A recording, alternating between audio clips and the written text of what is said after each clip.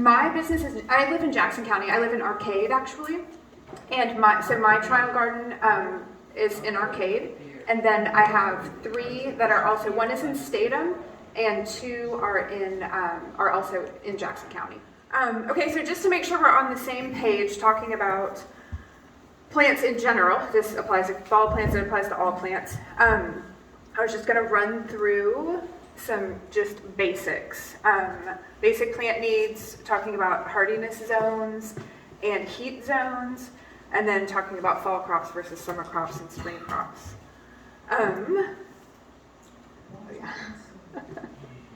My teenager was like, "Oh my gosh, Mom, you put in animations."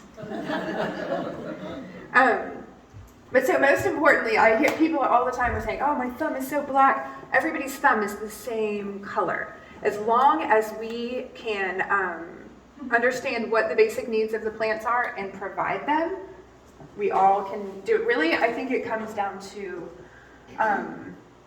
diligence, quite honestly. If I don't want to do it, then I won't do it.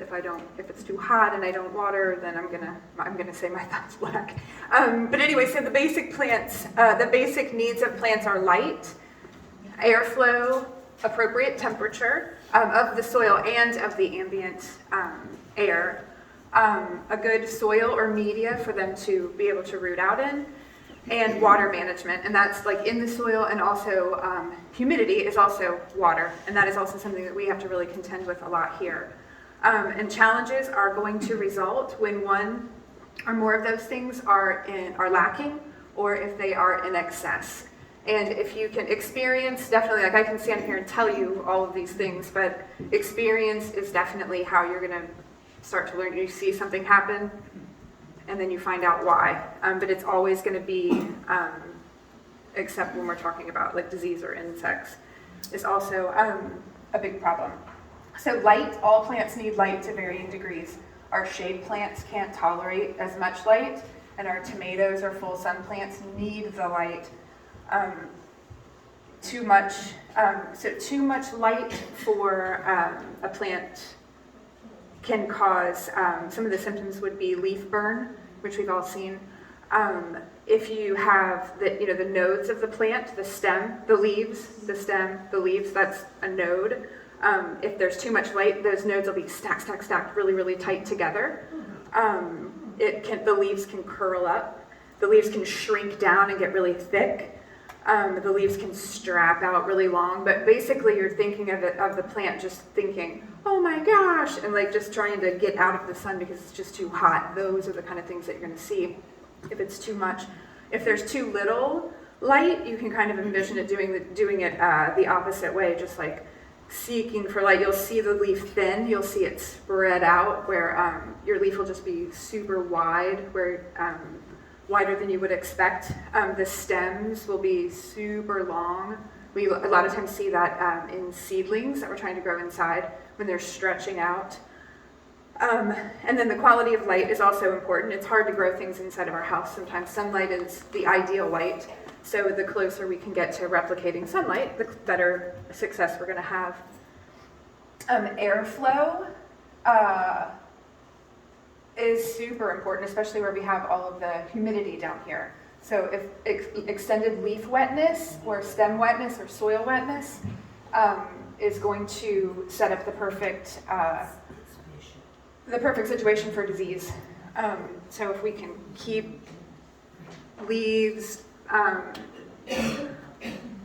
if we can keep things spread to where air can move through them, you're going to have a lot less chance of humidity and actual water droplets building up in there. So we do that by like pulling off leaves, especially with tomatoes.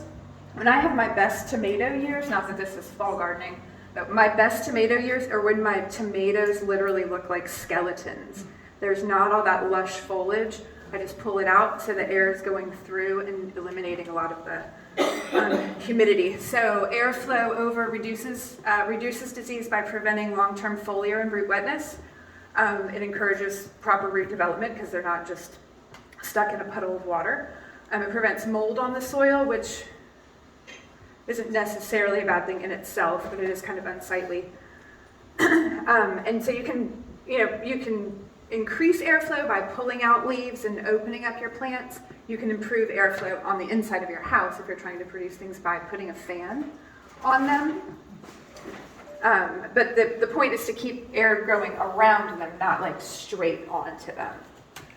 The temperature, so soil temperature, of course, is going to be super important when we're talking about germination. Everything has its favorite temperature to germinate.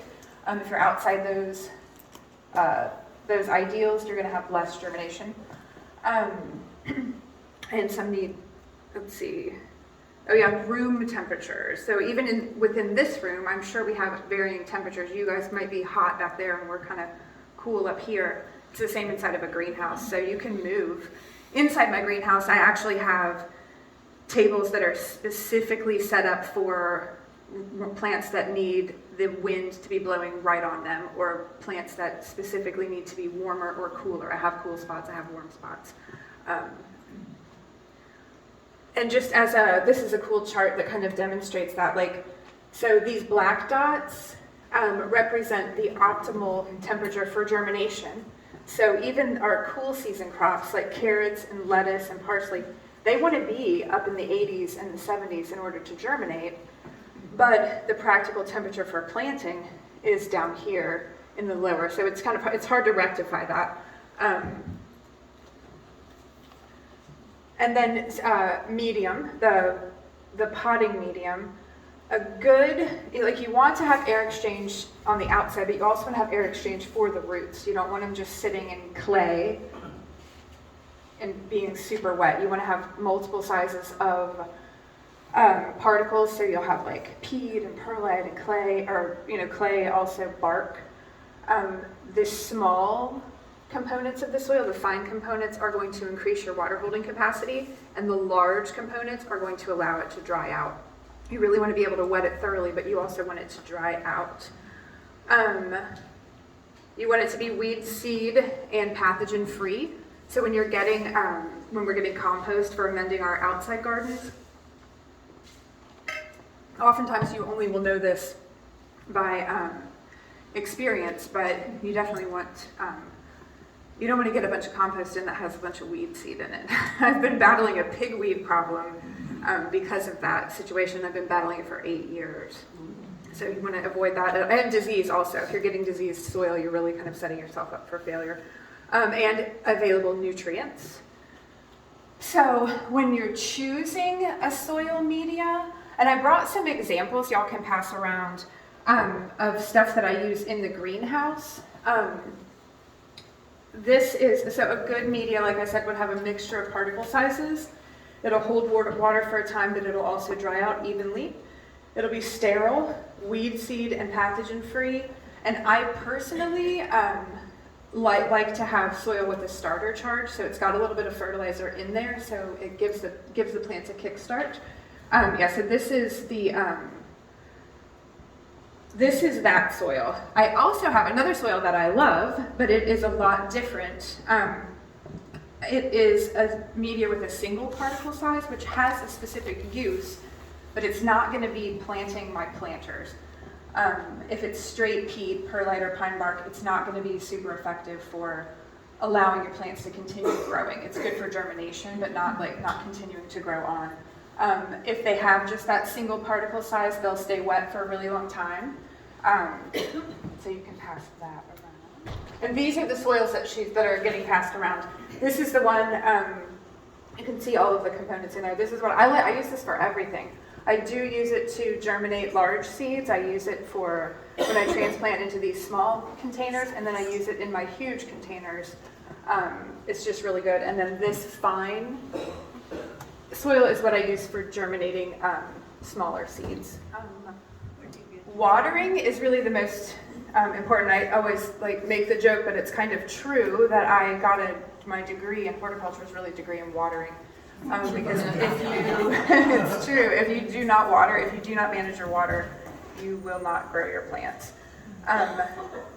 We water the roots, which seems obvious, but I see people, my neighbor has these huge trees and he's watering them. And I don't know what he's trying to do. I thought he was spraying them for something, and I asked him, he was like, no, I'm just watering them. And I thought, Okay. And when to apply water. So you want to apply just enough to run through your pot. If I'm watering this pot, I want water to start running out the bottom, and then that's plenty. You just want to have a little, so a saucer should be enough underneath. You do not need to water every day, especially if you're whether your plants are outside or inside. That's something that, especially when we're like starting and getting to put the babies in, get super excited about wanting to take care of them, and that overwatering them will wipe them out super quickly. And your inside plants, some of my indoor plants, I don't have to water but every 6 weeks because they just don't dry out inside. For inside and for outside, if I am to decide if they need water, I'm going to take my finger and stick it down in. I'll just use this as an example. The root zone is going to be about down here where your roots are growing, right? So I'm going to stick my fingers down in or dig down in and just kind of pinch soil that would be in that root zone. Okay, so this is what I got in this pot. And it's kind of dusty, so really this one does I would water this plant. But if I'm digging down in there and pulling up, if it's sticking together into like a ball, there's no need to water that. And then for inside, if you go to like Lowe's or any of the like gardens or like a hardware store, they have those really cool industrial spray bottles, I guess for like cleaning stuff, but it makes an amazing indoor watering tool. So that's just a little tidbit. Okay, hardiness zones and heat zones. A lot of times those will be on our, if we're looking at can we grow this here, or to be on the tag. But what does it even mean? The hardiness zone is the geographic area, and it's defined as having a certain annual average minimum temperature. That's it. It doesn't tell you, like, it's super interesting, and it is one piece of important information. It's definitely not the whole picture. Zone information, let's see, what else did I miss up here? Yeah, it's a rough guide. It is split up into 13 zones. That information is not really, it's a guide, but it definitely isn't going to tell you for sure if a plant is going to make it through the winter. It doesn't tell you how many days are at that temperature, or how early that happens, the duration of the cold temperatures. It doesn't talk about the sun intensity, and it definitely doesn't even address the summer temperatures, which are really, for us, the kind of the deciding factor. So here's the map. This is all of the hardiness zones. So you can see we have everything. Up here in the top, the low temperatures are -45 to -40. And then down here in like Puerto Rico or the bottom of Florida, the minimum temperature is going to be 65 to 70. So it kind of runs the gamut. Here in Georgia, we are in hardiness zone 8A. You probably have heard that. That's one thing that people talk about all the time. The things that tells us is that our average date of last frost in the spring, so the last frost of the winter. When I looked these maps up, this is the information that it gave me. They say that our average date of last frost is March 15th. But my personal experience is that April 15th is about your 90%. You still will get killing freezes on April 15th on occasion. Excuse me. And then the average date of first frost, they have as November 15th, and that might be because they're calling it a killing frost, but we definitely get frost almost every year before in the middle of October.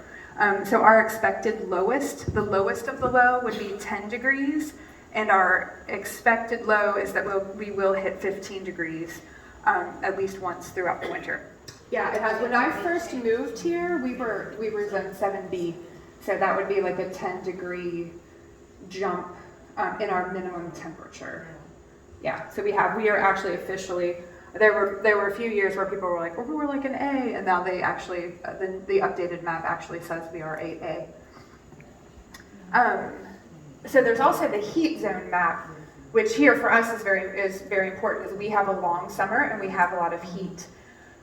So the AHS plant heat zone map is in 12 zones, and these indicate the average yearly number of days where the temperature goes over 86. 86 degrees is kind of the threshold of when things start shutting down in the plants. And so the heat zones range from zone 1 would be less than 1 day above 86 degrees. And then zone 12 is more than 210 days above 86 degrees. So just like us, like you can imagine how you feel if you just have 1 day above 86, whee! But if you have 210, you start to get weary and melt down. And this is just kind of a graphic representation of what happens to the plants after they start getting repeated exposure to those high temperatures. The growth rate, enzyme activity, respiration, photosynthesis, everything just kind of starts shutting down. And so here's the heat zone map. And then here we are down in Georgia, also zone 8, which means that we have between 90 and 120 days above 86 degrees, which is awesome for we have a long opportunity to grow our summer fall crops that love heat. It gives us just a shorter time to grow the winter crops. I have a friend who lives in Montana during the summer, and she can only grow winter crops. That's her summer crops are our winter crops. It's super interesting. Sarah had told me that you guys had talked about and gotten bags to do soil testing last month or so. And this is definitely one of the most important things. If you're putting plants in the ground, if you're getting potting soil, like I'm not going to test my potting soil, I'm going to trust that it's good. But if you're planting in the garden, a soil test is quick, easy, cheap, and super informative. And actually, on your tables, I did put a sheet that looks like this in the center. This is, we do soil testing on all of our gardens every single year, just so that we can keep track on if things are increasing or things are decreasing. And this is one of them. I just printed off one of our results that we had. And I also have it up here, so if you don't have it to look at. And I just wanted to point out, so when you take in your soil, it takes less than a week to get your return. This is the report that you're going to get. It will be completely different than mine, but it'll have all of the same components.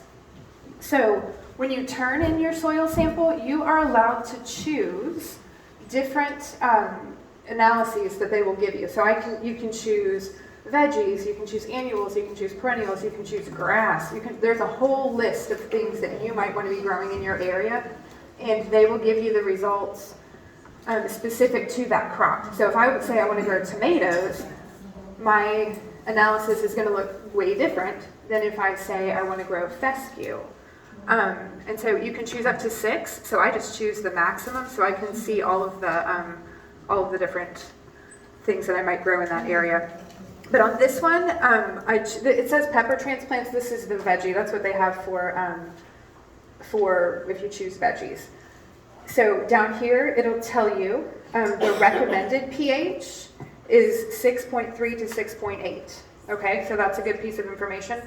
But it will also tell you what your pH is. Okay, so the pH of this soil test was 6.0, which is a little low. So in order to bring it up to 6.3 to 6.8, what do we need to add? They tell you in these charts and underneath of here what they want you to add. So their recommendations are that we add 0.75 tons per acre of limestone, 50 pounds per acre of nitrogen, 120 pounds of phosphate per acre, and 40 pounds per acre of potash, which is also super great for like a corn farmer but this information can be kind of hard to interpret if we are just having a 10 by 10 plot in our yard. There's lots of math involved in doing that that isn't so, but so the other thing I wanted to point out is over here, that third circle, it says if you can't find a specific, it says try our fertilizer calculator, and it has a website right there. And if you go to that website, it is a super handy tool. And this is, so step 1 is that you can choose if you have a specific fertilizer that you want to use, you can choose this, but I just chose pounds per acre. I want it to tell me what I want to do, what I need to do to reach that recommendation in my little garden. So I put in the recommendation, the numbers that I just read off to you, 50 pounds of nitrogen, 120 and 40. I put that in as the recommendation, and then I clicked calculate area. Okay, so when I clicked calculate area, it popped up this. I can choose what best describes my garden. The shape, I just chose a rectangle because the activity we're going to do in a little bit is a rectangle 10 by 10, or I guess that's a square. But anyway, so I went ahead and set that parameter. And then these are all of the commercially available or common fertilizer analyses that you could go and buy right at the store. So I just chose select all so that it could tell me what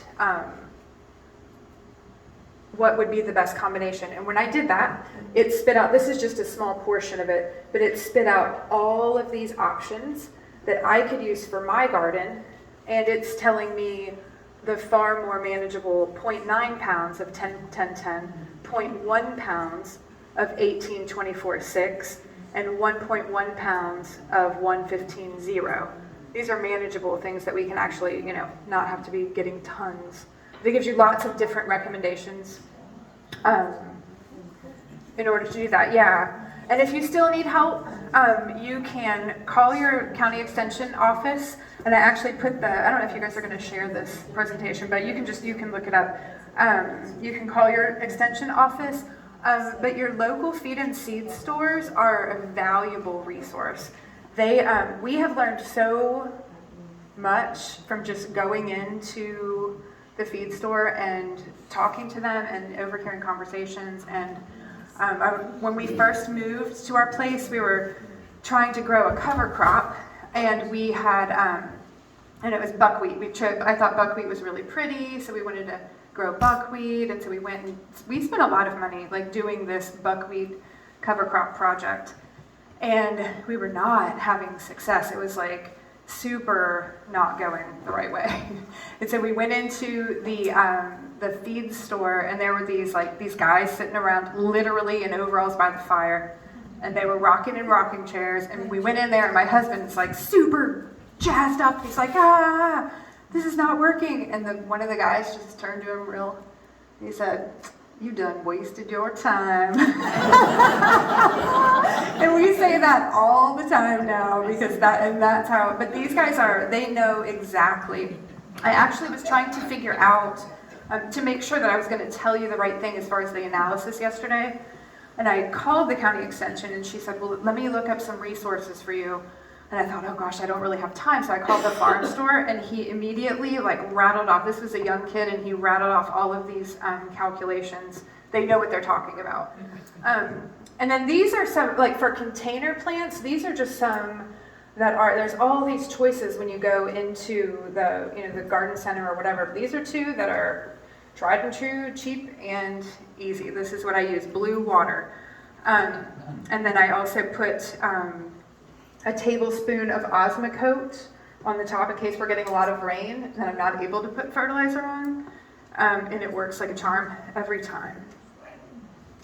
So when I plant those huge gardens, I do it in my containers, but I also do it in the ground. So I'm planting those huge gardens. My plants are about between 12 and 18 inches apart, 3 rows of them all the way down.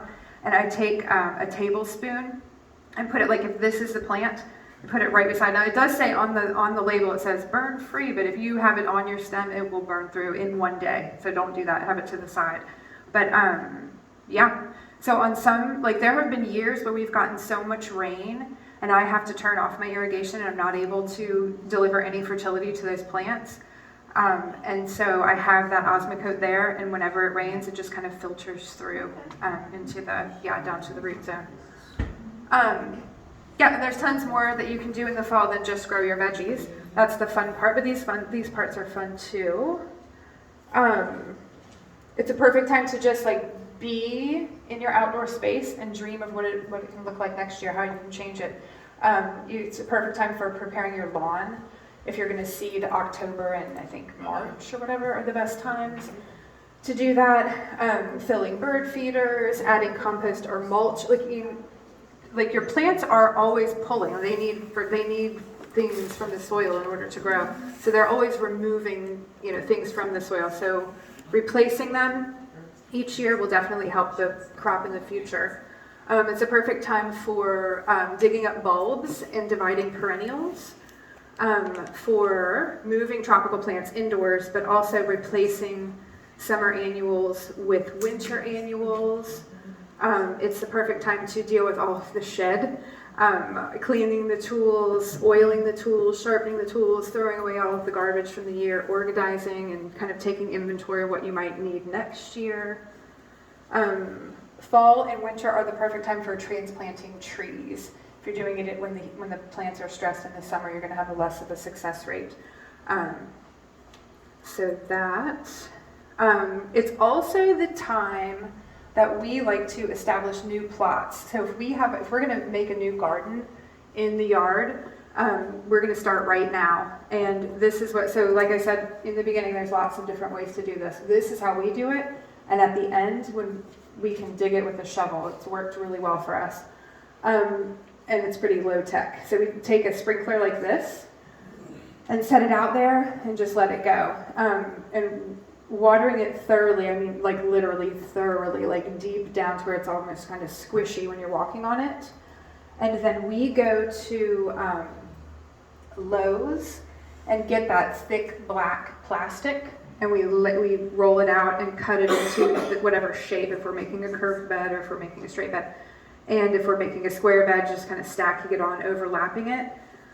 And we have weighed it down with like logs and rocks and sandbags, but it always ends up being super unsightly and in the wind. But sod staples seem to work really well. So then we hammer it down with sod staples and then we just let it sit. So if we did it now, then we are going to plant in April. We just literally leave it for the whole time, all those months. And it's killing weeds, it's killing weed seeds, it's killing like insect larvae and all the stuff that's down there. It's doing all of that. And then we put down cardboard in the middle. I like it to be neater and tidier than that, but you can do it like that. Or you can do it like this, and then we cover all of that with mulch. So we put down the cardboard, we try to get it without wax, but we put it down and then we cover it up with mulch. And you can't see it, but it's super effective. For many years, you will not have any weeds come up underneath of that cardboard.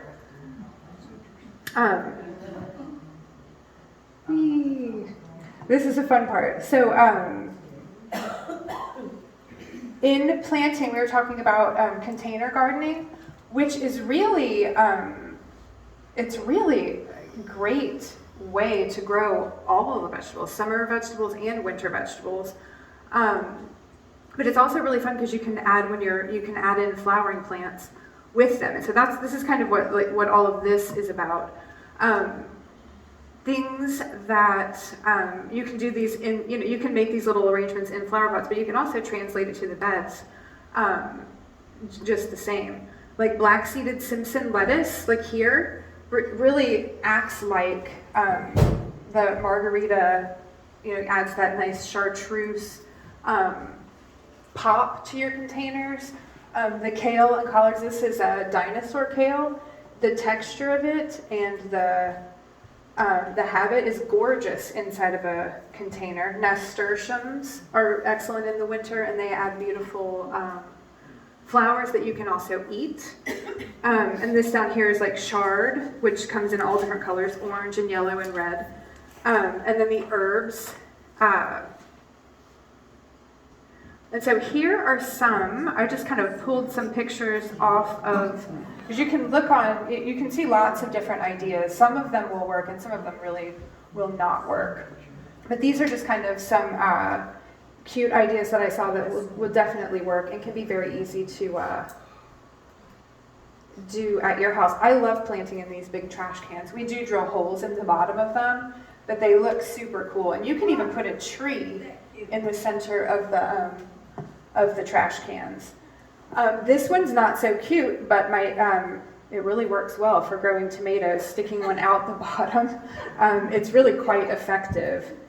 Espalier, I don't know if you've seen anyone do this, but we have to have all of these. We can't really have trees because they provide shade, and I need sun for my research.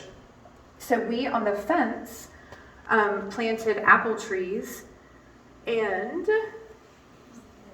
the style we did is not really on here, but it's kind of like this, but this one, the horizontal T, they just grow straight out on the fence, so we're able to have the trees. We get excellent yield from them, even though they do have disease.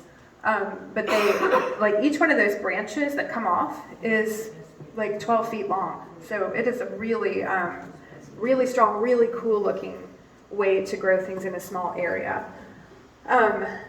And this is kind of what I was referring to earlier. Sometimes, you see things on Pinterest and it really is just a lie. It gets your hopes up and it looks really cute in that picture. And if you did that, it would look really cute today. And in a week, it'll be way too big for these little spaces. I had really high hopes for this one, the palette garden.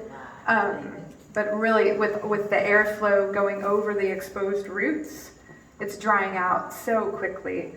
But anyway, it's worth a try to try things, and it's fun to try things, but sometimes it doesn't work. But you can grow anything in a container, as long as your container is appropriately sized. You've got to be able to have water holding capacity around the roots. So if you have a really big plant, it's going to have really big roots, so you need a bigger pot to put it in. But you can grow anything, from the little things like the carrots and radishes, which actually are really kind of good in a container. And then you can throw in flowers as well. And so that's what I did. I had all of this stuff. So I went to Lowe's yesterday and got a bunch of veggies and herbs, and then fall flowers, to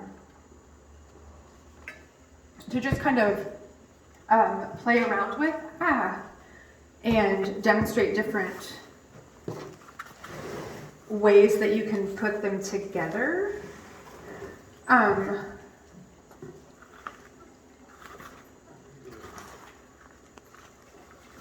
So here's where the mess begins. I'm very messy, but I do it in these, this is kind of a small container, but I also have bigger containers, and then I also do it in hanging baskets, because some herbs, they really look beautiful in hanging baskets. So I usually try, you've heard of the thriller, filler, spiller concept, where the thriller is the thing in the center, the filler is kind of a medium, it fills the pot, and then the spiller kind of drapes out the pot, so you have this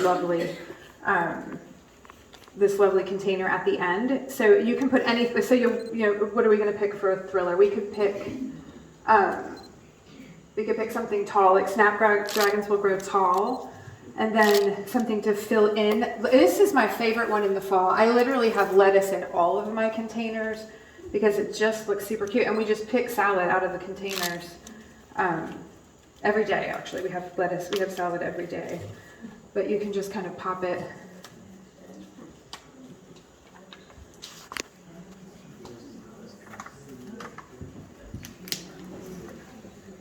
Pop it like that, and then herbs are fantastic spillers. Like this oregano, super cute. You put it right there, and it'll fill in, and it'll just start spilling out the side. This is chamomile, which is excellent to grow in the winter. It also gives super cute texture. So that's one way. You can also take out your. You can have a vegetable be the center. There's lots of different kinds of kale and lots of different colors, but kale gives a really neat texture. So you can have your texture in the center. And then we have dianthus. So let's take out this. And dianthus will kind of flow out the side. It can be a filler or a spiller. So when I'm planting them and I want them to kind of fulfill both of those purposes, I take it at an angle, put it like that. So it's kind of aimed toward the side. And they really do follow instructions pretty well. So that is something completely completely different. Also in the center you can do, you can put collards in there. So you see this gives that feathery texture, and then when you put collards in there, it's more substantial and round. And one that I was not able to find, I only found one, and it's not really the one that I wanted, but parsley is beautiful in these mixed containers, especially, like maybe one a little bit bigger than this, but the ruffly parsley is just so nice. And I love to do one that has parsley. So this is a giant Italian parsley, so that would be a good one for the center. And parsley and pansies is super adorable.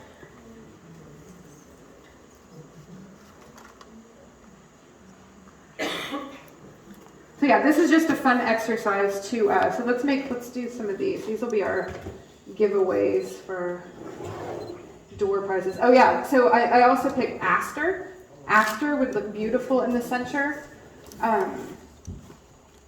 So you can have a purple. The purple with the chartreuse is really lovely. What else did I pick? Oh, this would be cool for the center of a large container because this is a perennial. And you can see it gives that nice autumn. And everything looks good with that chartreuse. It just pops out. That's why. And then this guy, of course, mums. Mums are plentiful right now. So with the mums, I would probably put something pink. But anyway, it's just super fun. We just fill up all the pots, put them on the porch, and just kind of throw them all in there. And okay, so these are shorter. So I'm going to do lettuce as the center.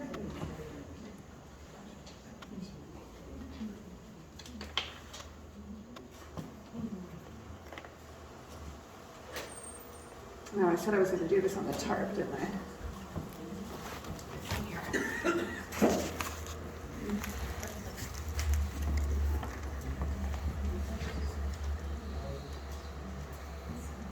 And then chamomile, because chamomile will add, we'll have little daisy flowers, which are super cute. And I'll just say this while I'm doing this, so whoever ends up getting this, actually, you know what, I'm going to put the chamomile in the center. Chamomile, when the flowers are what you use for the tea. So when the flowers start popping out, you'll want to just start harvesting them as they're coming out and collecting them. And like just putting them on a screen or something so that they can dry all the way through. And then you literally just put that in hot water and it's delicious. So let's do, yeah, I didn't want to make a mess on the carpet.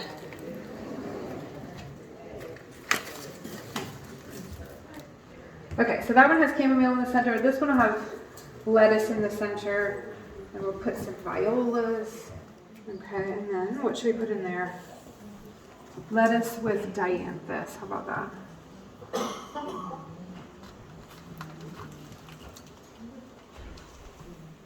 And a lot of these with the, I also brought basil just because I wanted to point out that basil is actually really good in the cool season. We do all of our pesto that we make to put in the freezer in the winter, not in the winter, in the fall and in the early spring. But anyway, yeah. So, ta-da! What kind of lettuce? This is, I like to use black-seeded Simpson lettuce, but there's so many different kinds of lettuce. There's red curly lettuce, and which is beautiful with like yellow. There's like freckled lettuce. So there's all different kinds of heirloom lettuces that you can use. Yeah. So here it's just. How did I get back? Go to here you go. That's it. Just click this? Yeah. Okay. Did it go? I think I'm going the wrong way. Previous. There it is.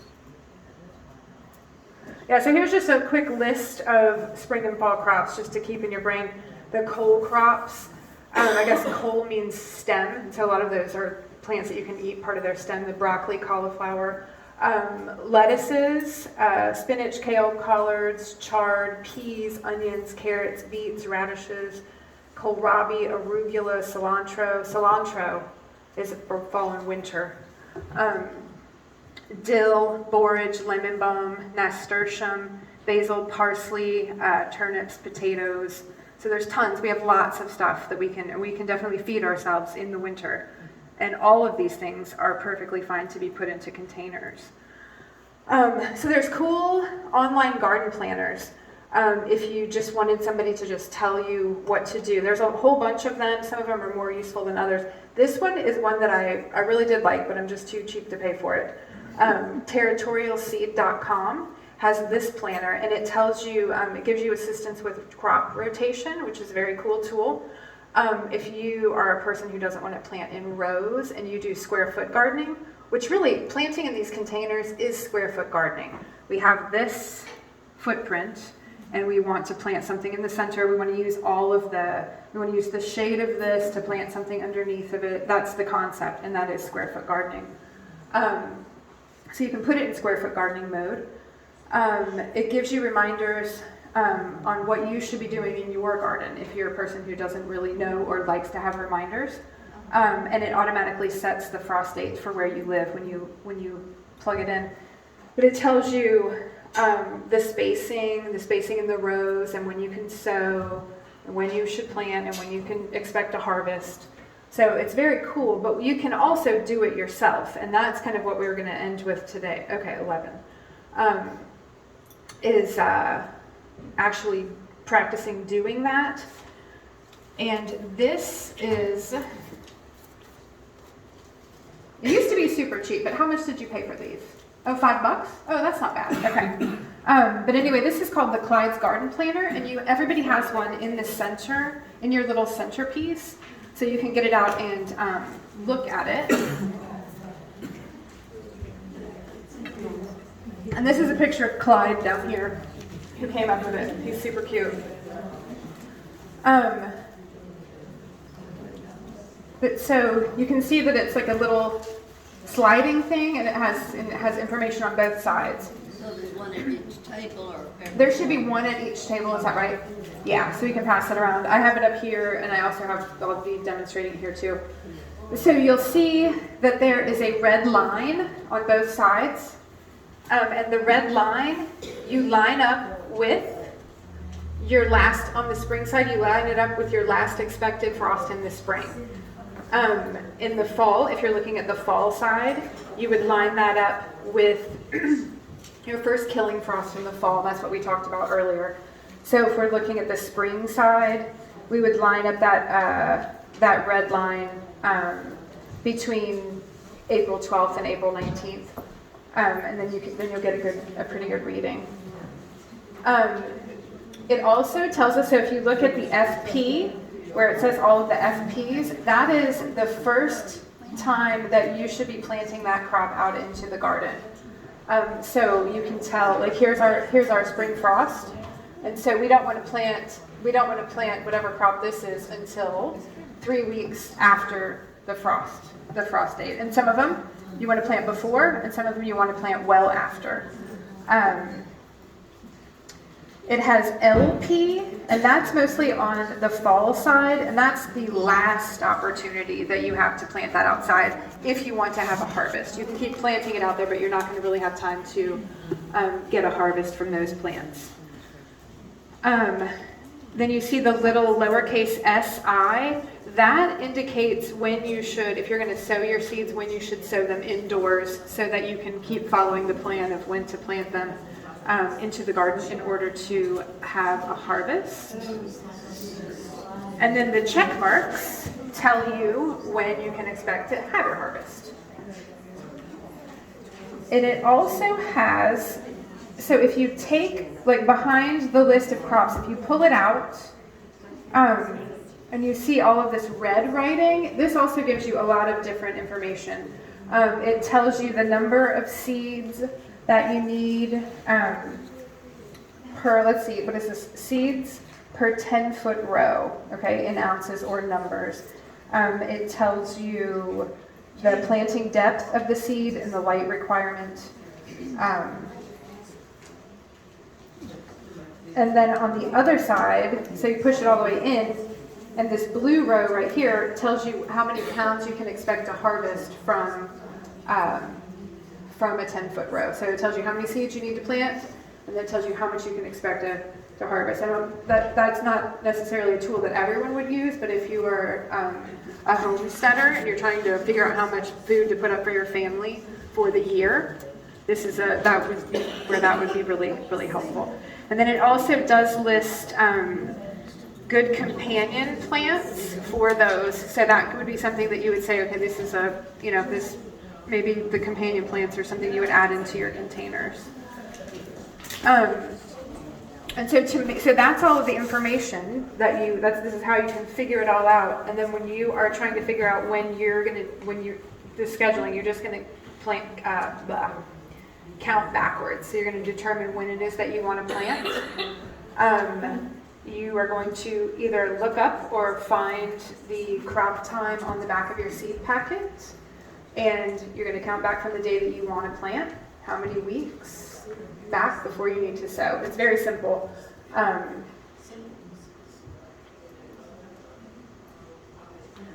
And then I always like to talk about special requirements that you should, if you're getting your seeds from a reputable source, you should be told about on the back of your seed packet. I also have a bunch of seed packets in the centers if you want to look at them. This is the company that I order most of my seeds from is Baker Creek, because they do an excellent job of spelling all of that out, and it takes a lot of the research off of me trying to find out if the seeds need light to germinate or anything like that. But so a couple of things that I just wanted to point out that are on seed packs that are really important, even though they kind of seem like easy to brush over, is the planting depth of the seeds. So if you have a big seed, you're going to want to put it into like an actual cell, a pot. But your basic rule of thumb is that you're going to plant it twice as deep as it is wide. So a pumpkin seed is this wide. You're going to plant it that deep. That's pretty easy, and that's what pretty much everybody understands. But when you're planting kale seeds or tiny seeds, you don't want to put it. If you poke your finger down in and drop it in there, you're not going to get as good of a germination rate. So some seeds need light to germinate. And if you're covering them with soil, they're not going to get light, and so they aren't going to germinate.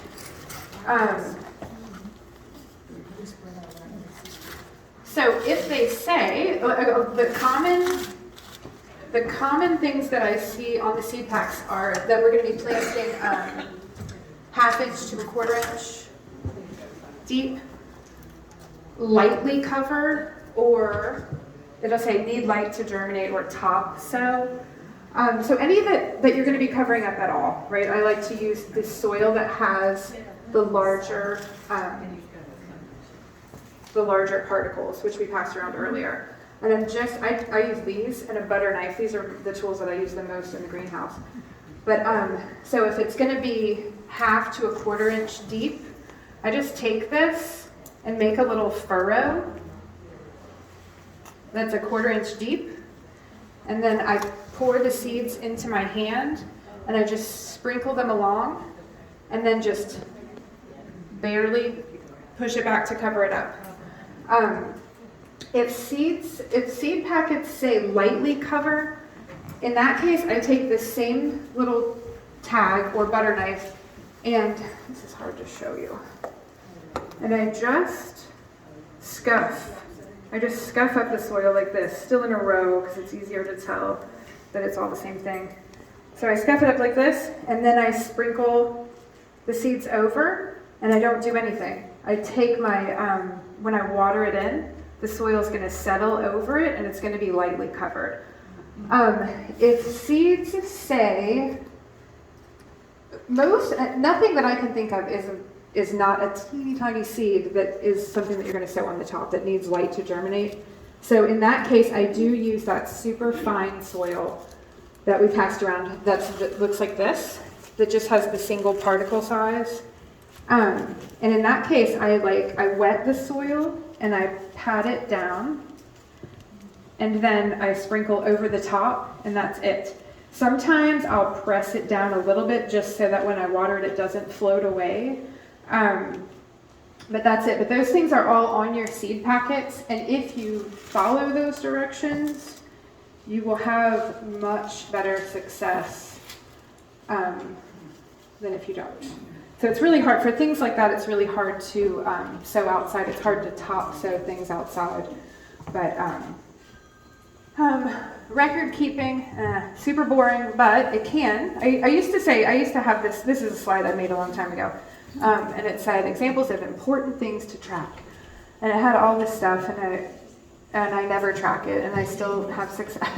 So I cross it out and I say it's helpful. These are helpful things to track if they're things that interest you and that add to your joy of gardening. So if you kept a little garden journal and you wrote down the crops and varieties, it is kind of important to keep track of how old your seeds are, when you harvested them or when you bought them, because as seeds get older, they diminish in quality.